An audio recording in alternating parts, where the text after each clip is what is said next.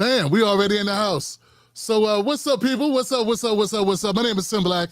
I'm gonna put that chat on real quick. We good. There we go. We got some people in the house, man. Check this out. Welcome back to the show. My name is Tim Black. I'm the host of the Tim Black Show, Black Table with Tim Black, and I'm very happy to announce I got a guest with me today. One of my first since coming off the hiatus. A friend of the show, a journalist, a commentator. You may know him from his appearances on the Roland Martin Show and other platforms. He's been a lot of places. He's on the 805 South Boys over there. Shout out to those brothers. You may know him from Atlanta. The one and only Torraine Walker. What's up, Torraine? What's good, brother Tim? How you doing, man? It's a pleasure to be back, man. Man, it's a pleasure to have you back. I'm above ground, so it's all good, baby. No doubt. That's the best place to be, man. Yes, sir. So, man, how are you doing, T? You the man of the hour right now. I'm doing good, brother. Just got a lot of irons in the fire, man. Just came off a busy May. I got some things lined up for June, man, that I'm waiting to get some confirmation on. Some really good things. Just, you know how it is, nonstop, man. Always juggling. Well, man, I'm happy to see that you are busy, because we know busy is how we got to be when we solo operators out here trying to get it in.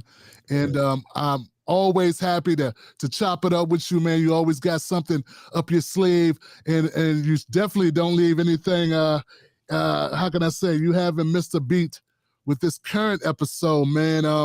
Ladies and gentlemen, Torraine hit me up like a week ago, man, and I don't check my Twitter as often as I should.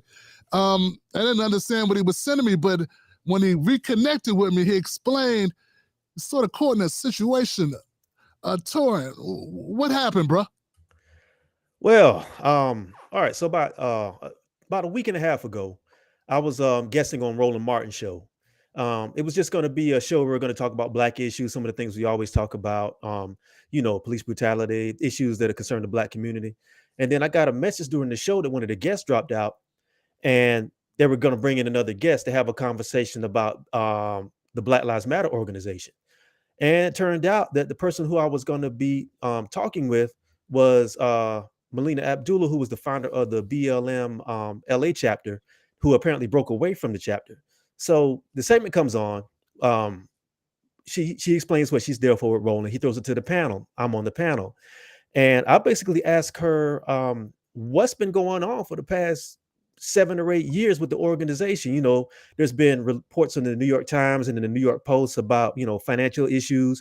There's been conversations from people who used to be part of chapters who say they haven't been given any direction and they feel abandoned and they can't get any kind of feedback from the so-called leadership. So I asked, and I guess that didn't go over well because, the answers I got on the show were kind of vague in my opinion. And then after a couple of days, the sister went on IG Live and did a whole rant basically about me without saying my name. That was interesting. Yeah, that's what threw me, because I got one side, I got you telling me, yo, check this out. And then I got her talking about somebody. I don't know who she's talking about. Then I kind of put it together because she said something about you on your little Roland Martin panel and you talking smack or something. And I'm like, okay, I don't know Torraine to talk smack. He got his own style, but I don't remember him really like being a really called out type of guy. That's not really how you roll. Everybody who knows you're somewhat, laid back, composed, under control. You don't just jump out the room on them. You know what I'm saying? So it didn't make sense. So the thing that puzzled me, Torraine, is you asking these questions about BLM. What does she expect people to do? Like, she represents an organization that's known internationally, and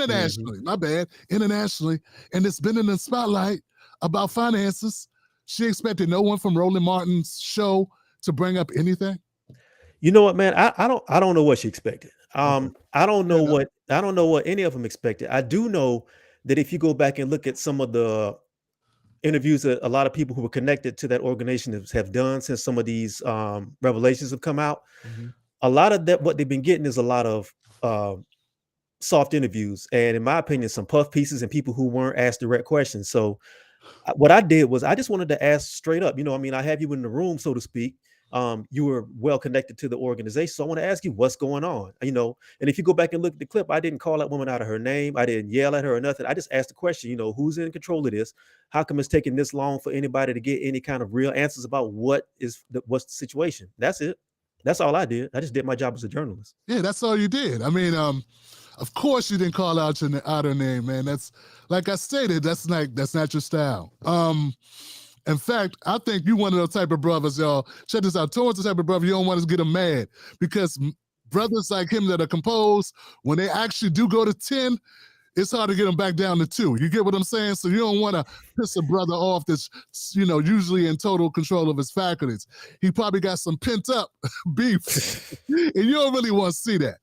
My thing is, and I appreciate the fact, once again, you're not even going to speculate what was going through her head. So that's a sign, that's a sign of your journalistic integrity there, man. But I'm saying for myself personally, bro, that if you went on a show and the show is worth its salt, and I'm not knocking Roland, maybe they got a relationship, but she should expect at least one of his panel people to be like, what's up with that money? Because money is what everybody's been asking us about. And frankly, Torraine, I'm pissed off that every time I turn around, I got to hear from people saying BLM this, BLM that. We're all paying the price for what BLM did. All journalists of a certain color, black, have been asked a question, particularly when I have white people in the audience. Mm-hmm. All of a sudden, they're pulling BLM out their ass and they're confronting us like, what you gonna do about BLM? What's up with BLM? So for the last 2 years, we as journalists, we as commentators, analysts have been having to deal with this. And so I appreciate you taking the opportunity to ask a tough question. Though I don't think asking, yo, what's up with the dough? I don't think that's a tough question. I think that's a basic question. Yeah. Here's the thing. And yeah, I'm a journalist, but I'm also a black man. And I'm also concerned about the well-being of our people. And I'm not going to hide that. And I admit I try to be as objective as I can. But look, I've seen the people in some of these cities like Ferguson, Missouri, and in Baton Rouge and Minneapolis, people who have, where there's been horrible instances of police violence and people have pushed back against that. For the most part, a lot of these people, man, are really poor and working class people. And a lot of them, unfortunately, are living hand to mouth. And if you have people like that who've had their backs pushed against the wall and they still find the wherewithal to push back against the system, and they put some of their faith in people who have advocated themselves or presented themselves as saying that we're going to fight for you and you can depend on us, for lack of a better term. And then they still can't get answers when they've risked their lives in some cases. And when some of people who have risked their freedom, like the brother Josh Williams in Ferguson, who's doing 8 years basically for protesting, and they can't get any kind of straight answers, then I feel like you owe the people who put their lives on the line under your name to be able to give them answers. And if you can't, then you deserve to be questioned. That's all it is. Anybody would. If somebody owes you $100 and they say they're gonna pay it back to you within a couple months, and you don't hear from them in 3 or 4 months, you're gonna ask them what's going on. It's a very sensible question. I think that to your point earlier, man, it's a culmination of people giving them soft interviews, people not wanting to, and I get it to a certain degree. Like I get it, like. Full disclosure, guys, when Torraine talked about, having this conversation, I did bring up, I don't want a bunch of whack-ass white people in my comment section, shitting on BLM. I don't want to deal with that. And Torraine said, total transparency, he was like, they're going to do that anyway. So I can't control what trolls do. And when I say whack-ass white people, that's, of course, if you're not in that group, you're not in that group. There's some whack-ass black folks that are riding for the Republicans to do the same thing. But moreover, what I see majority of people is white people bringing BLM up and throwing it in our faces and whatnot. And I guess sometimes people don't want to feed into that. Like just to mention BLM sets the stage for these morons to come around. But we should be able to have a conversation. You know, the Roland Martin show, ain't a lot of white people watching Roland Martin. I'm just going to keep it a buck.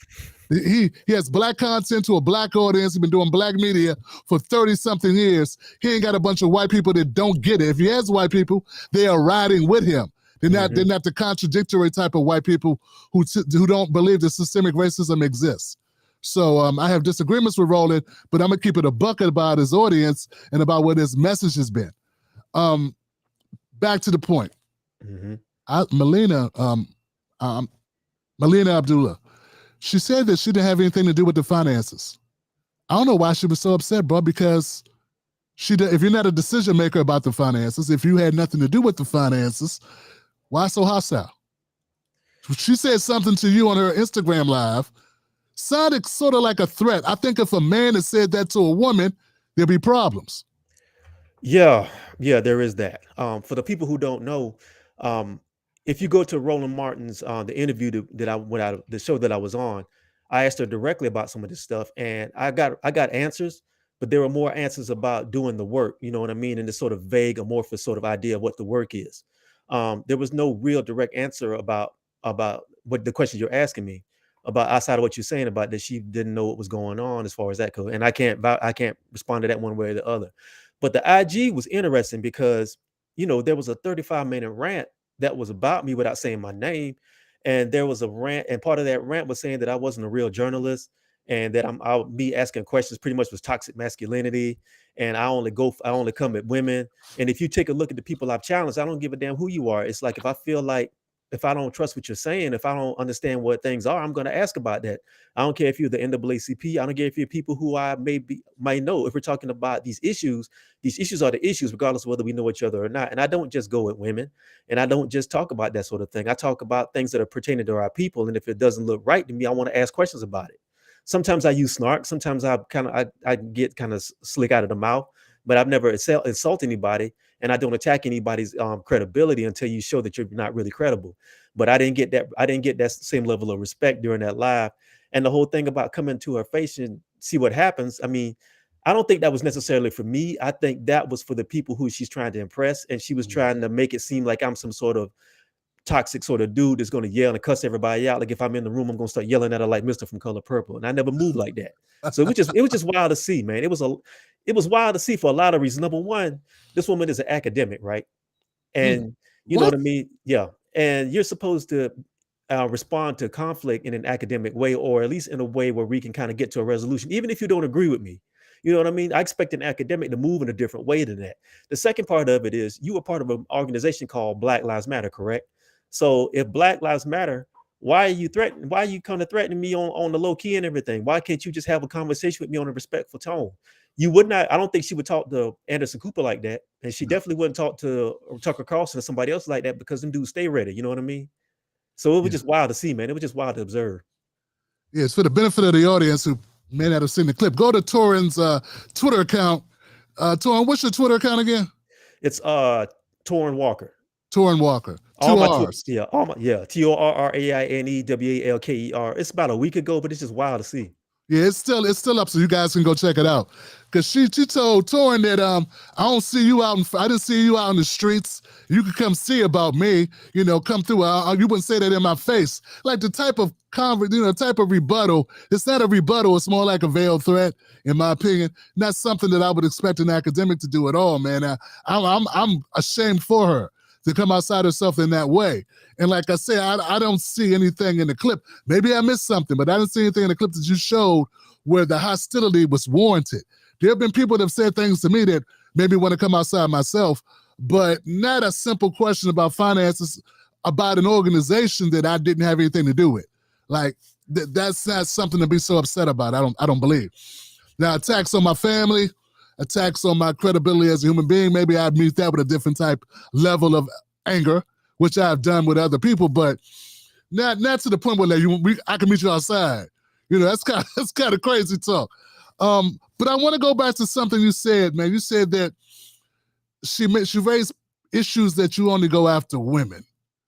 Yeah. No, man. See, this is where things get bad. Now we can't have a conversation. Now we can't question you because you are a woman. Now, any questions of a woman, you're in a position of authority, or you were in a position of authority. People look to you as a leader, right? We got to be able to question you. If not, provide us the guy that you report to, and we'll question that motherfucker. So you can't tell us we're not able to talk to you because asking you is misogynistic, okay? So maybe you need a male boss so we could grill his ass, and then no one could say that we are going after women. You get what I'm coming from? Mm-hmm. Mm-hmm. Yeah, it's just we don't like the games, Joe. We don't like the games. And if you're going to be in leadership and it's too hot in the kitchen, don't get in the kitchen. You know what I'm saying? Leave it to us in the field. Let's field Negroes handle our business. Don't let the smooth taste fool you. Torraine's light skin, but he could thump if he had to. You know, there's only smooth things. So I'm disappointed. And frankly, man, I've been being nice. Torraine's been nice about BLM. You know how many videos? See, that's the thing. The act as if we're selling out for calling out BLM. You know how many videos Torraine and I could do in an audience that we could amass? All we got to do is shit on you guys on a daily basis. There's an audience waiting, frothing about the mouth, hoping for content that takes you down further and further. And I haven't given it to them. But there's an audience for that. Torraine, you got any thoughts on that? Oh, I got plenty of thoughts on that, man. The first thing I want to respond to is what you said about like asking somebody questions is toxic masculinity and that's misogynistic and patriarchal or whatever. Look, I understand. I'm not going to get into the whole theoretical conversation about feminism and what's right and what's toxic masculinity is and whatever. But I do know that asking somebody a direct question who's in a leadership position is not toxic. I don't care if it's toxic masculinity or toxic femininity, but calling it toxic masculinity is ridiculous. And again, I know what that is. That's a dog whistle to the people who are not really connected to this conversation to see that somebody who is challenging her is automatically toxic because they happen to be a man and I happen to be black. You know what I mean? That's part of that. And I understand what that is. But you're right, man. If you're going to be in a leadership position, first of all, anybody who is going to position themselves in a leadership position, you got to be ready for some questioning. You know what I mean? Some of it might be, some people might just not like the fact that it's you, and that's true. Some people might not like the fact that you're the person who's the point person on a lot of this stuff, but you're going to have questions, and you can't shut down people, especially when they're from the position, when they're from the population that looks like you, who you say that you're fighting for, who have questions, who they haven't got answers from in years. That's not toxic. If anything, it's more toxic to leave people on read when they put their lives and bodies on the line for you and they can't get any straight answers. And there are people in cities all over the country who have the same questions I have, and they haven't been able to get any real conversations. And as far as like as far as like the situation where you can't be a man and you can't question these people, that goes into a lot of this rhetoric that I think a lot of people in that organization have pushed to this idea that like only women are fit to lead, and women and gender nonconforming people have been marginalized in the Black community, and those are the people who need to be positioned first and be able to lead. I said this on a couple other shows. I personally don't care what your gender orientation is. I don't care who you sleep with. I don't care if you're a male or a female. I know some people get mad if you say female, but I'm saying I don't care who you are, what you are. If you're qualified and you have our best interests at heart and you know how to do the job, get out front. What I personally have an issue with is this idea is just because you belong to a gender identity, that makes you fit to lead. That does not make you fit to lead. Your skill set makes you fit to lead. And if you can't handle criticism, and if you can't handle asking questions, then you're not fit to lead anything. I don't care who you are, male, female, cat, dog, or rat. You know what I mean? And it's just crazy seeing this stuff come out. And I wish the conversation was more intelligent than this. And it can be more intelligent than this. I just wish these people would not fall back on these tropes that are honestly, frankly, not working anymore. 3 or 4 years ago, that might have worked. It doesn't work anymore.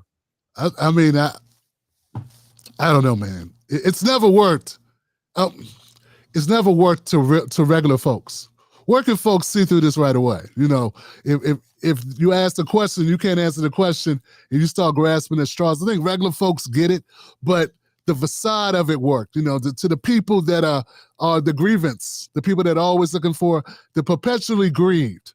The perpetually, you know, the people that are always looking to find a way to shirk responsibility and looking for a way out.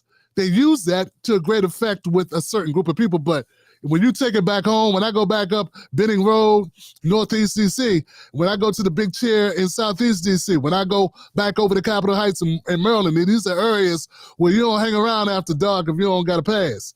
Yeah, you don't get to ride the coattails of something you heard said on a video or some Sex in the City or some other bullshit you heard or some feminist spouting Sarah Silverman or I don't know who they're following here. But we go by a different creed, you know. Yeah. We're raised by strong Black men and women.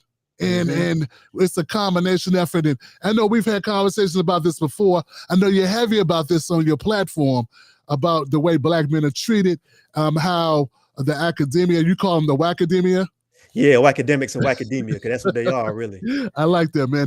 How they use their authority and then their expertise in a toxic way to go after us, and it doesn't make sense in it.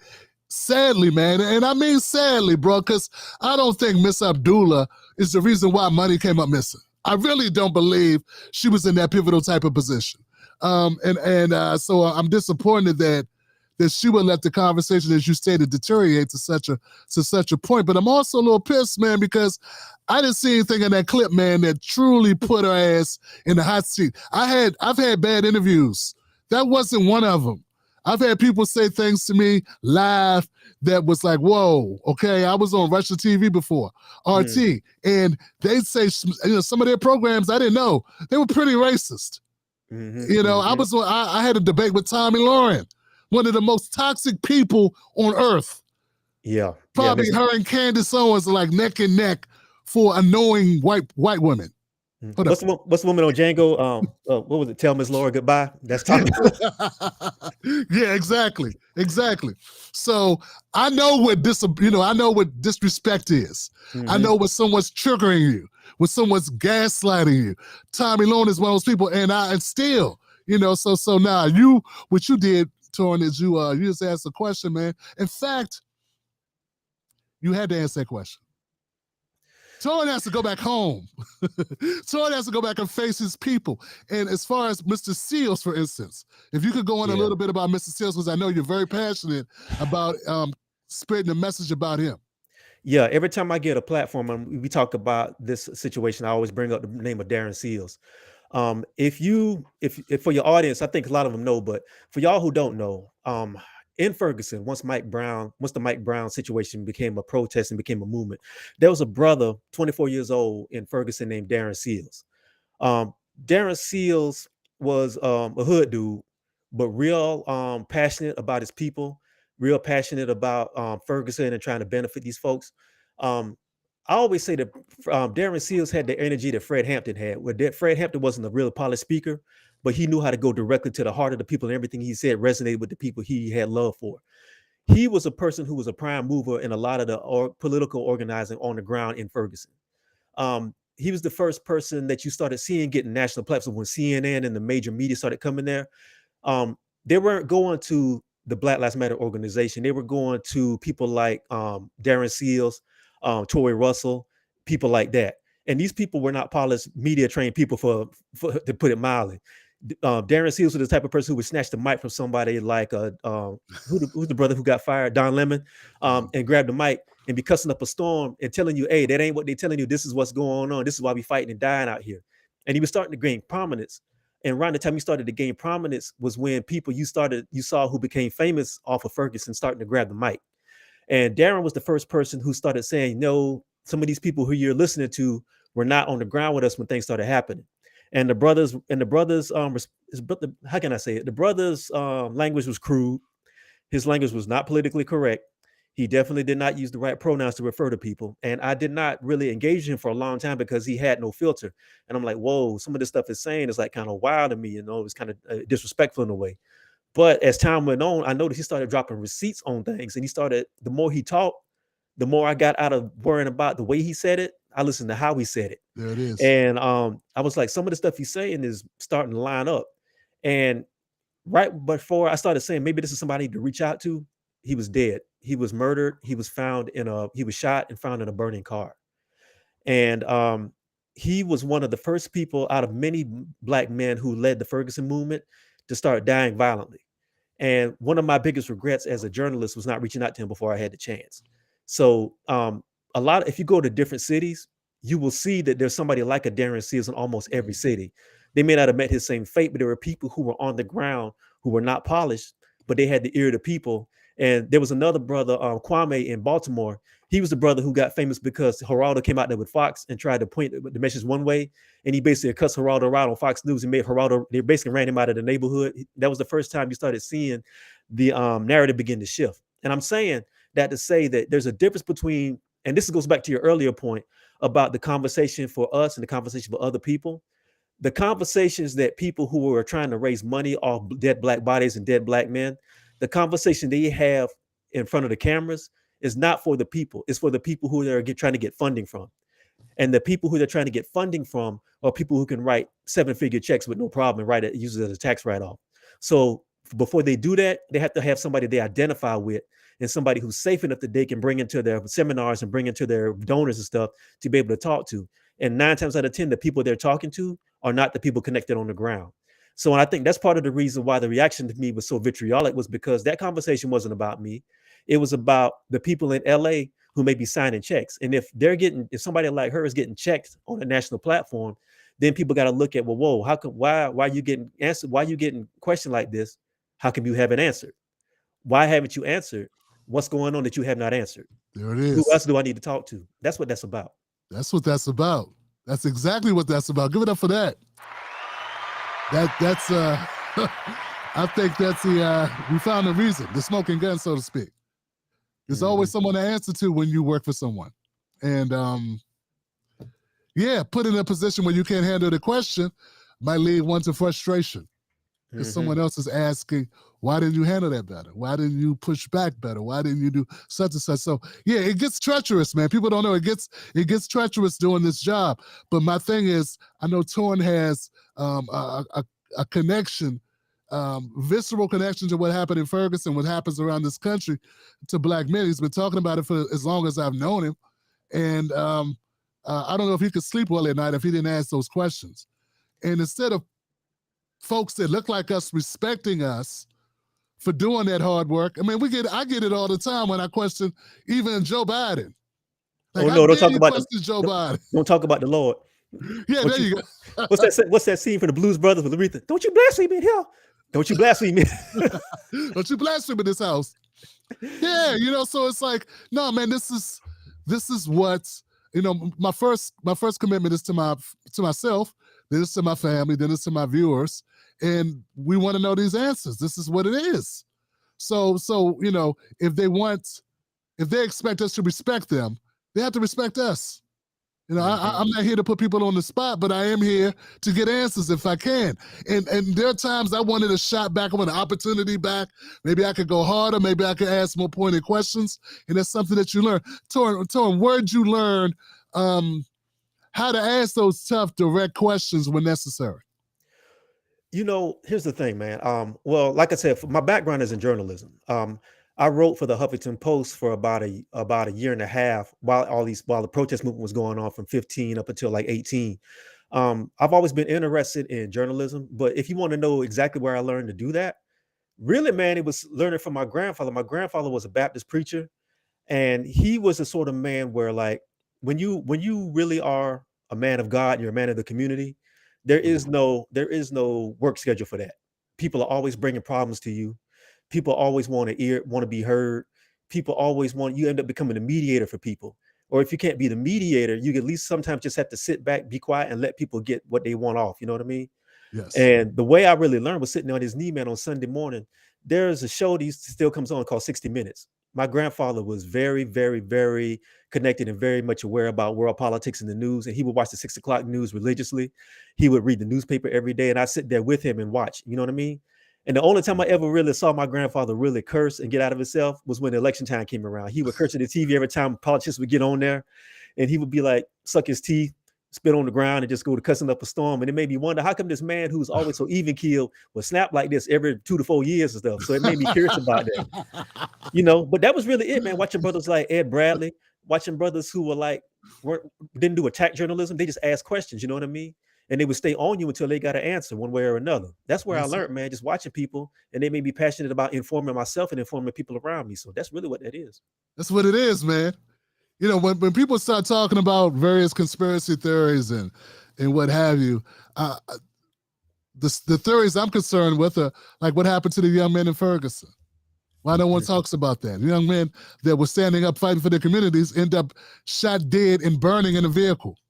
And I don't hear people going, oh my God, I know it was a conspiracy. Maybe it was the FBI. Maybe it was this other entity. Those types of conversations don't happen for us. They don't happen when it's Black folks. And so one of the reasons why I champion so hard, Torraine, is that I believe our issues matter. What happens to us matters just as much as when They used to always say, Tim, we got to get Julian Assange out of jail. What's the brother's name? Ferguson? Joshua Williams. Joshua Williams. Uh-huh. We need to get him out of jail. Yeah. He's got a parole hearing coming up, I think, this year. I need to check to be certain. But yeah, he's been in prison almost like 6 years. Yeah.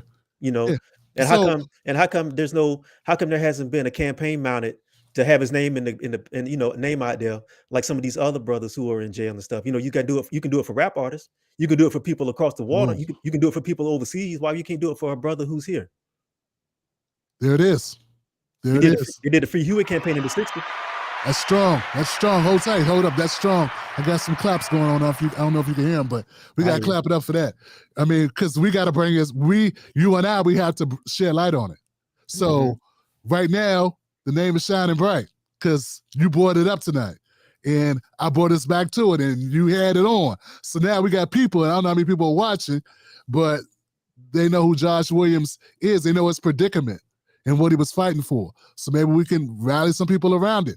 But that's what I'm saying, folks. If you're new to the show, to what Tim Black's show is about, it's about conversations like this. And I'm happy to get back to doing them. So back to BLM, bro. Have they ever, in a public forum, I know every time I hear from Patrice Cullors, it's always a conversation like, the media's out to get us. The white supremacists are after us. We're being attacked by the right.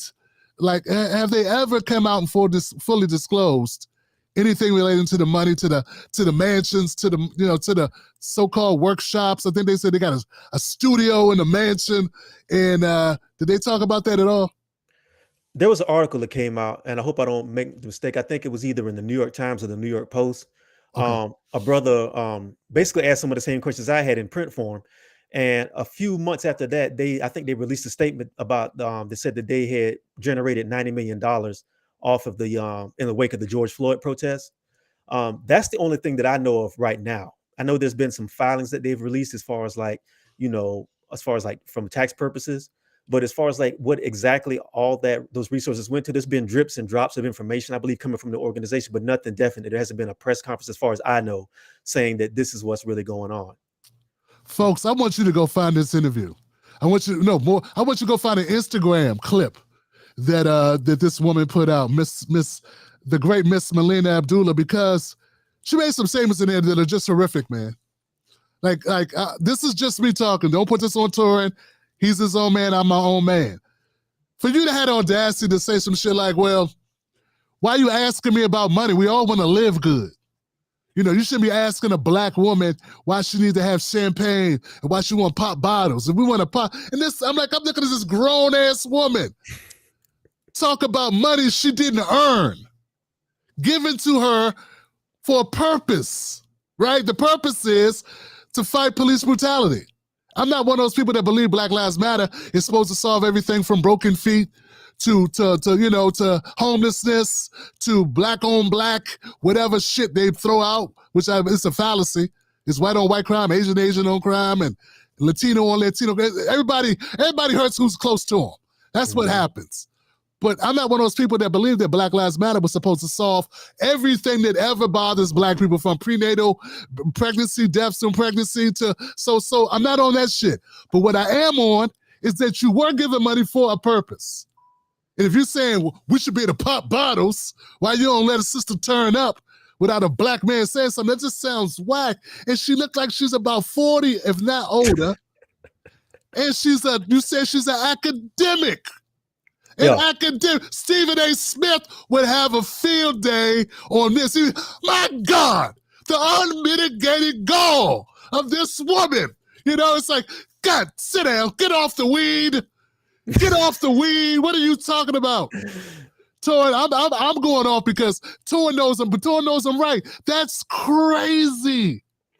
Man, you know what's wild about it, man? Like I said, when I first, somebody brought it to my attention. I didn't know about it until somebody showed it to me. And I'm looking at it, and it's like, how you look at something and it's like, is this for real? You know what I mean? Because I couldn't believe that somebody who's supposed to be a part of a organization that was pulling in that much money, and on top of that, you are a sitting academic and you're on so many of these boards, is coming, first of all, talking like that. Second of all, coming at somebody who's a journalist who merely asked you a question. She responded to me like I was coming at her like I was what's man, you man Golden from the Mac or something like that. No, I just asked you a question. You know what I mean? Nah, Pretty Tony. Nah, it's like the scene in the Mac when Pretty Tony, when China Dog tried to chose Gold with Pretty Tony. I ain't yell at you like that. I'm just asking you direct questions and stuff. So why are you talking about it's wrong for me it's misogynistic for me to ask you questions? And here's the thing, to be serious for a second, I think this is a misconception as well. Nobody is saying that you have to be dirt poor to be a legitimate activist. Nobody's saying that you don't deserve to have some income to be able to take care of your bills, to even get a house, and to be able to feed yourself if you are an activist.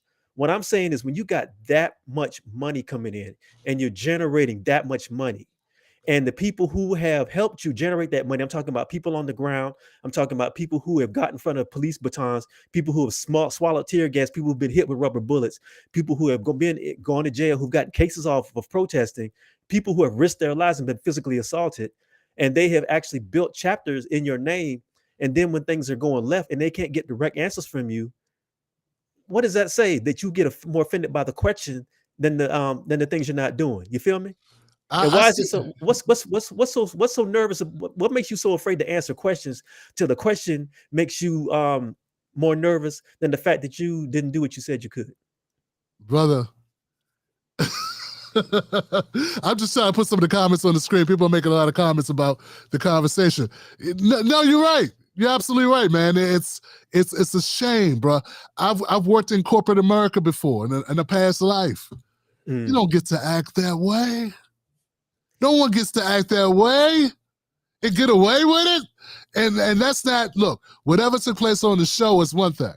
She came home, had time to think about it, and then went on live and said these things. And I'm ashamed for it, man. I'm disappointed for it. We shouldn't treat each other this way. If you were Rachel Maddow and Rachel Maddow had the temerity to ask a tough question, she would have went on live talking about what black women should be able to do with drinking. Or whatever. She wouldn't have done that. She might have called her racist, but she wouldn't. That's the other thing too, man. It's like if I was Anderson Cooper or Chris Cuomo or even on the other side of, if I was Tucker Carlson or what's the other guy that gets on my nerves, Greg Gutfield, it wouldn't have been like that. You know what I mean?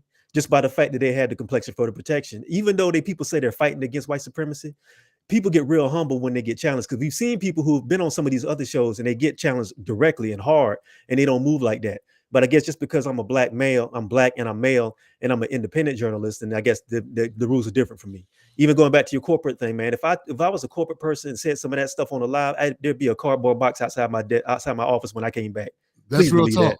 That's real talk. Vanessa Hill says they get offended because they're confused about the narrative they carry and can't hold. They can't hold the narrative.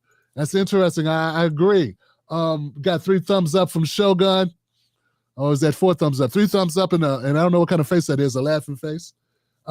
Yeah. Smile, she would have changed her tune, says Wilson's 4. Wilson's 4. That's the sister there saying that. Thank you, Wilson's 4. And Violet at Content Boutique as well. Yeah. Once again, man, you brought up an important expression. We love Paul Mooney on my show. I'm a Paul Mooney fan.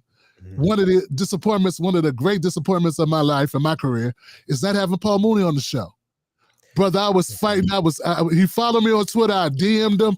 I tried to get him to come on. And then, unfortunately, we all know he passed last year. Mm-hmm.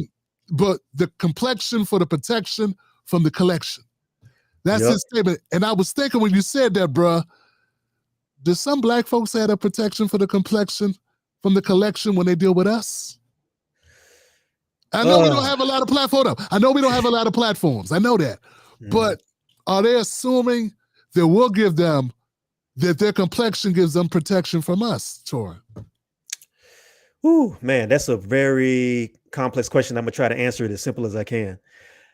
I understand the challenges you deal with when you are a black person and you're trying to represent for your people. I understand that when you are doing something and you're trying to do the work, we don't have access to some of the things that other populations have. Like we don't have access to politicians. We may not have access to financial advice. We may not even have access to media training. And I do understand when you go on platforms that are for us, like yours, like when people want to talk to me, there's brothers like, shout out to the brothers in the 85 South show in my home state of Atlanta, Carlos and all them cats. There are platforms that we have where we do kind of expect things to be like, okay, Roland, people like that, we respect there to be a level of respect and understanding that, we're going to be able to kind of unwind to a point and we can have a conversation about things in ways differently than we would on other platforms. Having said that, when there's questions that the people have about what you're doing, you also have to be responsible, understand the fact that you're responsible for those people too. And I also think journalists and people with platforms have a responsibility to ask some hard questions about the people they bring on. Now, I know that can be tricky. And I know sometimes, a lot of times, these things are personal relationships and sometimes people get offended. But if you really are a journalist and you call yourself informing the people, then you have to be willing to step out on that limb and respond to the people who are actually trying to want to know what's going on and be informed. And sometimes those questions are hard. Sometimes those questions are not what people want to hear. I don't believe in ambushing people, but you do have to understand when things have gone on that long, it's okay to ask questions. And if the people who are on can't respect that, then what does that say? You know what I mean? I agree that there needs to be a baseline of respect for people when you have other Black people you're talking to. But right is right and wrong is wrong. And you have to ask some hard questions sometimes. And that's just the way it is. Yeah, it's tough. And just keeping it totally transparent, man. I understand when you go on a Black platform and you're like, oh, okay, a familiar face, a face that looks like my cousin. Finally, I kind of like let my guard down a little bit. And oh no, here he come asking the same. Well, you know what? You gotta imagine some of the questions. Some of the tough questions might be asked, but it's how they're being asked. You weren't accusing her, right? In this particular situation, we're not talking generically. We're talking about or abstract. This is a definitive. There's tape. Torraine wasn't like, what'd you do with the money, woman? I see you got a new Corvette or a new Lambo. What's up? Like, he wasn't like that. He was just like, he walked it up there slowly. He unpacked it and he allowed her to respond. So I don't get it, but I do understand that Black folks, I've had situations where I had to ask questions. I had Killer Mike on the show. And I was happy to have him because, Killer Mike's a brother, very prominent. I know you've dealt with him. He's a friend of yours as well. And I had to ask him, it was right after what happened in Atlanta with the cops and Keisha Lance Bottoms, and he made a statement, and he went out and he was like, look, stop burning shit, basically like, hey, we need to not do this, and this is our community, these are our businesses, we need, and the community all wanted to know, why did he make that statement? What does he mean with that statement? Could you clarify now? That wasn't the way they were talking about it. They were coming with knives and razor blades and lemon juice. Right, they were talking mad shit. I didn't come at him that way, but I could still sense he was like, man, this dude. I come on this little ass platform, and he gonna bring this shit up too. If I wanted this, I could have went on the white platform, but I had to ask the brother. You know what I'm saying? So I felt uncomfortable to ask him like, yo, please clarify this. But I had to ask it. I wanted to ask the question in a way that left integrity for the interview. If I don't ask the question, then it's a softball interview that no one respects, and you might as well not even came on the show if I don't ask you that question. So, I'm basically saying, yes, we walk a thin line, folks, as Black journalists, as Black commentators. When we deal with Black folks in this space, I know you're finna go with it. No one wants to be called a sellout. No one wants to be called a sellout. But if you call me a sellout because I'm standing up, it's one thing to go at someone for views. It's another thing to go after an issue for your community. That makes sense, Torraine? No, it makes perfect sense. And this is going to get into some touchy territory, but that's what we do, so we're going to do it. Journalism, what I consider journalism, and not just Black journalism, but journalism across the board in this country, has been completely transformed to the point where journalism as we know it, or maybe as you grew up knowing it, is pretty much dead. And when we're talking about Black journalism, a lot of times what passes for Black journalism is really Black PR. And a lot of times people show up on platforms because they want to do puff piece interviews. And a lot of times they expect people to do PR instead of doing journalism. And I think the two have gotten so twisted now because of two reasons. Number one, because there is a lack of journalist training, even self-training when it comes to journalism, when it comes to these sort of situations. Yeah. The other part of it is because, and I'm gonna be real, a lot of people who call themselves Black journalists are really just Black groupies with a microphone.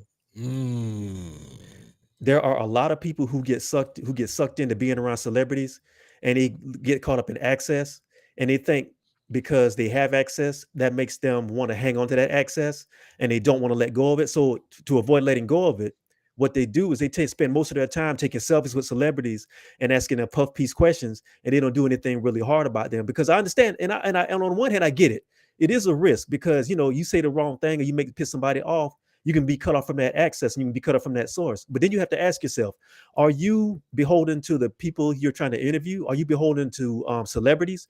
Are you beholden to the people who trust your platform? And a lot of people, if they really ask themselves that, the answer is really clear. That's just the truth.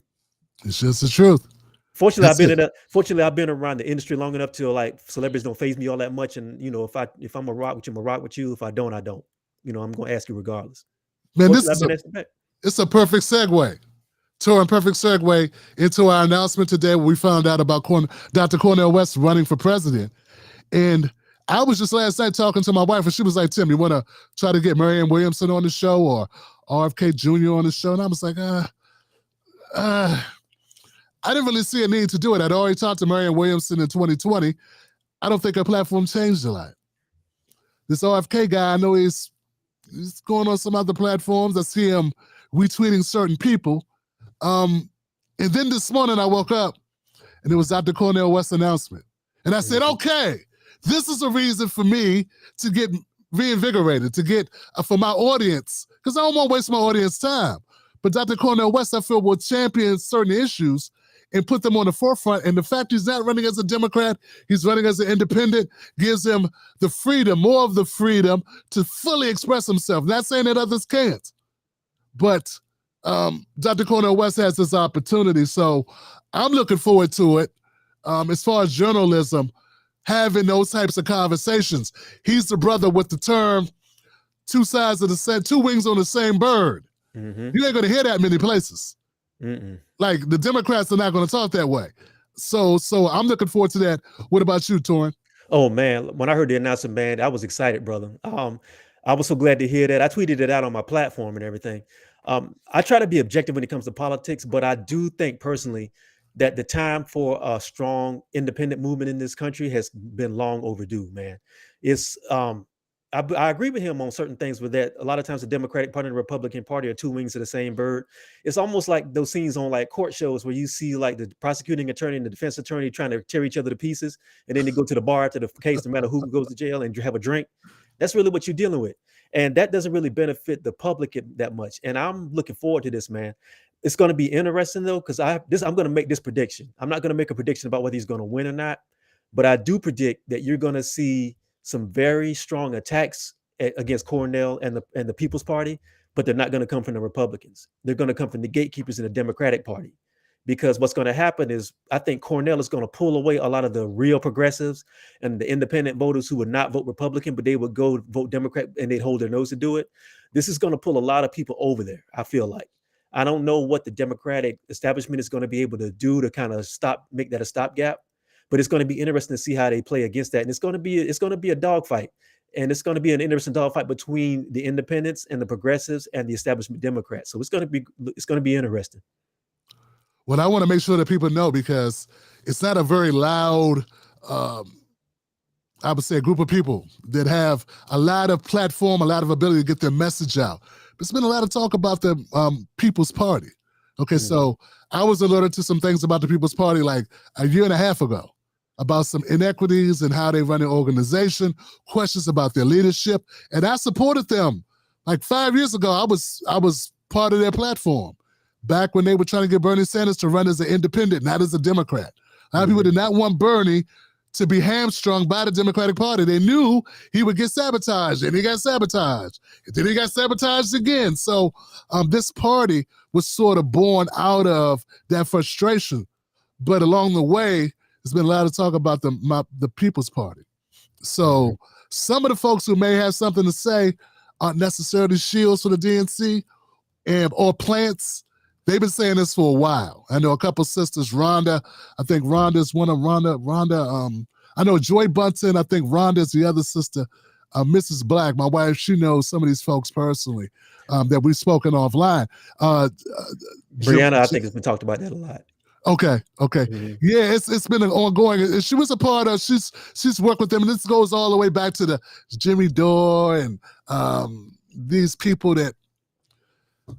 It's a lot to it, man. But I'll say this, and I'm willing to get to the bottom of the People's Party issue, and kind of like not make that the focal point, because I got concerns about the Democratic Party too.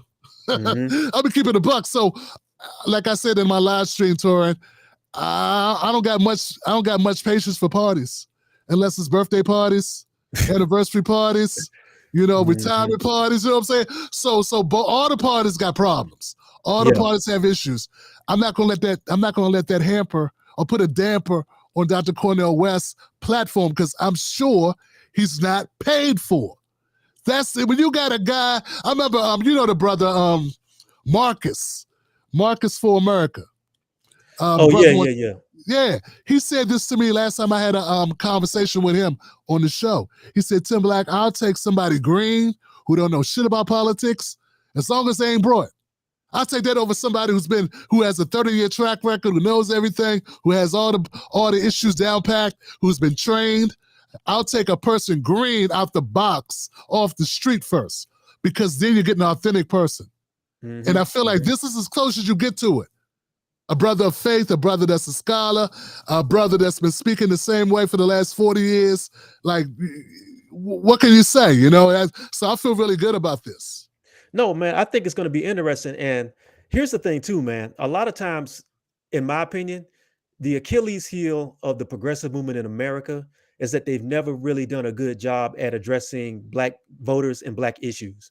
Even Bernie, who I really like, and I liked a lot of things that Bernie said, and I supported him to a point. But the thing was, his Achilles heel was going to Black voters. And I'll give you an anecdote. Absolutely. I was freelancer for Fusion at the time, which is since closed, and I followed some of the Bernie campaign around the South. I went to see a Bernie rally at Morehouse when he came out, and I still have some of that footage. The groundswell of support that he had among disaffected young Black college-educated voters was actually pretty powerful to see. I mean, this was at Morehouse. He came to Morehouse. It was a packed auditorium, and people were responding to what he was saying. Killer Mike came out and spoke first, and then he introduced Bernie. But I think for some reason, his team was not able to capitalize on that and do messaging to the larger Black audience outside of Atlanta, because Atlanta's its own beast. Atlanta's a very politically active city. Even the rank and file people in Atlanta are somewhat politically aware. What he did not do, and I was looking around, I was wondering, how come he didn't have camera crews out there filming this? How come he didn't have people going to people in the crowd saying, why are you supporting Bernie? That's the kind of messaging that you have to have if you're going to take a message to a voter base that may not be familiar with you. And he had a real bad problem falling down on that. Because remember, before he announced the first time, he did a rally. I think it was in either Texas somewhere, and some protesters took the stage and he let them speak. That was a very, very good look for Black voters. I'm like, why didn't you capitalize on that? You know what I mean? Because it's giving you the visual. You're letting the people come up and speak, and you're going to be their conduit. And I'm like, how come you didn't who's doing your messaging? You know what I mean? So Cornel West already has that built in. You know what I mean? The only way he can not work is if he starts listening to advisors who don't know the lay of the land. And I don't think he will do that.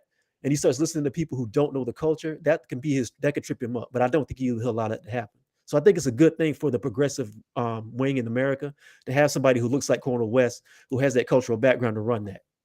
To be the point, man. I agree. And you're right. I think he's smart enough to know him and Mrs.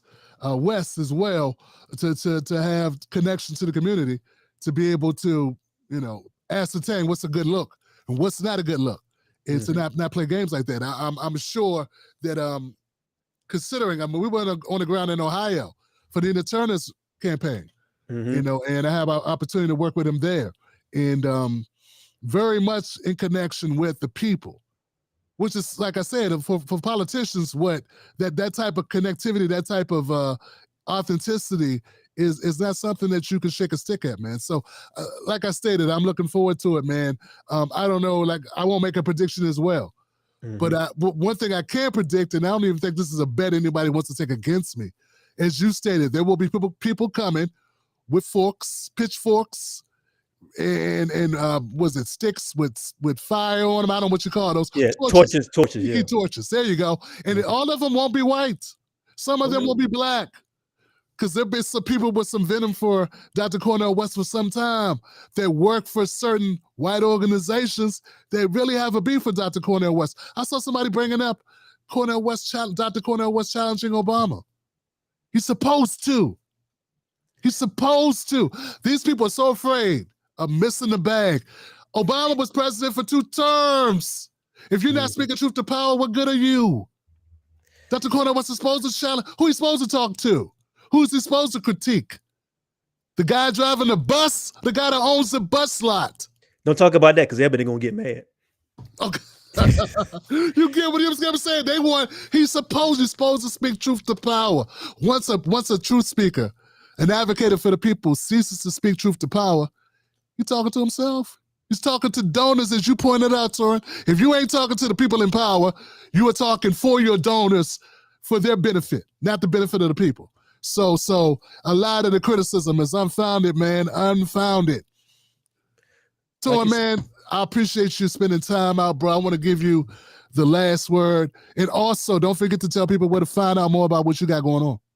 Okay, well, man, all I want to tell the people is, look, do not be afraid to question people who say they're working in your best interest. If people are really working in your best interest, then they should not have a problem being responsible to you and being able to give you answers whenever you ask for them, whether that's in activism, whether it's in academia, and especially in politics. Just because you may share the same skin doesn't mean you share the same agendas, and always be mindful of that. It has to be a two-way conversation. It's not supposed to be top down. It's supposed to be me and you talking, not me talking down to you or anybody talking down to us. And if you want to check out my stuff, you can go to my website, torrainewalker.com. You can find me all across socials on Torraine Walker on Twitter, Instagram at Torraine Walker, Facebook Torraine Walker. You see the trend, people. I also have a TikTok page that I got to populate, TikTok Torraine Walker. And if you want to support my work, you can go to torrainewalker.com. There's a support link there.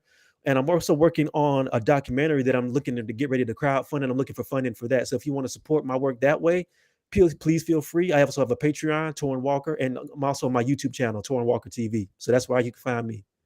And I'm on the street, and I'm outside. he outside, y'all. That's it, folks. That's Torraine Walker, man. Before we leave, I got a couple comments. I don't want to leave my crew out, man. They up here. They've been chatting away.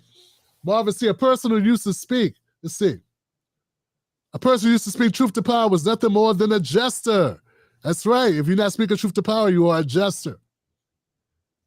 Someone else put up, what did they say? The aggravated progressive said smear alert.